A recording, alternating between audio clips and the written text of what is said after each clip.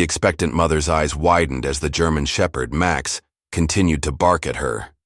She took a cautious step back, one hand protectively cradling her belly. "Please, make him stop," she pleaded, looking around desperately. But Max didn't back down.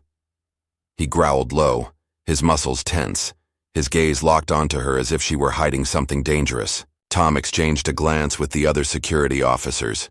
He knew Max wasn't acting on impulse. He was trained to detect threats, drugs, and explosives. But this was different. Was it possible she was carrying something illegal? Was she a threat? A nearby officer, a tall man with a stern face, stepped forward. "Ma'am, we need to ask you a few questions," he said firmly. The woman's face turned pale. "I don't understand. I haven't done anything wrong."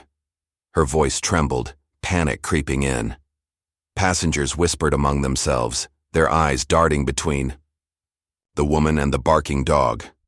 Some looked suspicious, others concerned. Tom hesitated. Was this just a misunderstanding, or was Max detecting something no one else could see? Trusting his partner's instincts, he made the call. "We need to take her in for further screening," he said. Whatever was happening, they had to find out fast. Two uniformed officers gently but firmly escorted the pregnant woman toward a private security screening room. Her breaths were quick and shallow, her hands trembling as she clutched her belly. "Please," she begged, her voice barely above a whisper. "I don't know what's happening." Tom followed closely behind with Max, who still refused to calm down. His sharp eyes remained locked onto the woman, his body coiled like a spring. Tom had never seen him this persistent before. Inside the screening room, an officer carefully searched the woman's belongings while another prepared to conduct a body scan. "Do you have any medical conditions we should know about?" a female officer asked, her tone softer. The woman shook her head. "No, I'm 7 months pregnant, that's all." Her voice wavered as if she were unsure. Meanwhile, outside the room, Max paced back and forth, whining and scratching at the door. Tom frowned. This wasn't normal. If she wasn't carrying anything illegal, then what had Max detected? An uneasy silence settled in the room. Then suddenly the woman gasped and clutched, her stomach, a look of shock flashing across her face. Something was terribly wrong. The room fell silent as the woman's face contorted in pain. She let out a sharp gasp, her hands clutching her belly. "Something's wrong," she whispered, her voice trembling. Beads of sweat formed on her forehead, and her breathing grew labored. Tom's instincts kicked in. "Get medical assistance now," he barked at one of the officers. The woman's legs buckled, and she collapsed into a chair, her body trembling. Her panic was evident, but so was something else. Fear. Max whined and scratched at the door more urgently now, his usual alertness shifting to distress. Tom had never seen his canine partner react this way. The officer who had been searching her bag stepped back, momentarily frozen. "Is she going into labor?" he muttered, eyes wide with uncertainty. The woman shook her head violently. No, it's too early," she gasped, wincing as another sharp pain struck her. Tears welled in her eyes. "Please help me." A paramedic team rushed in, pushing through the security personnel. The lead medic knelt beside her. "Ma'am, stay with me. We need to get you to a hospital immediately." Tom's heart pounded. This wasn't just about security anymore. This was about saving 2 lives.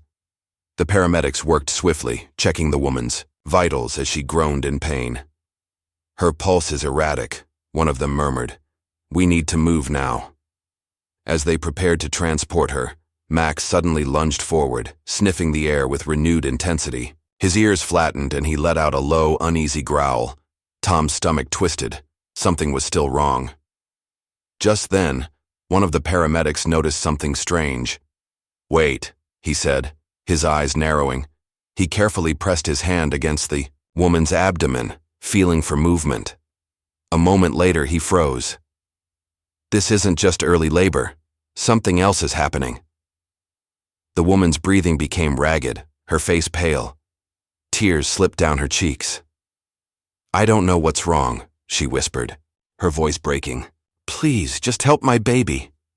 Tom clenched his fists, Max had sensed danger before anyone else. But what exactly had he detected?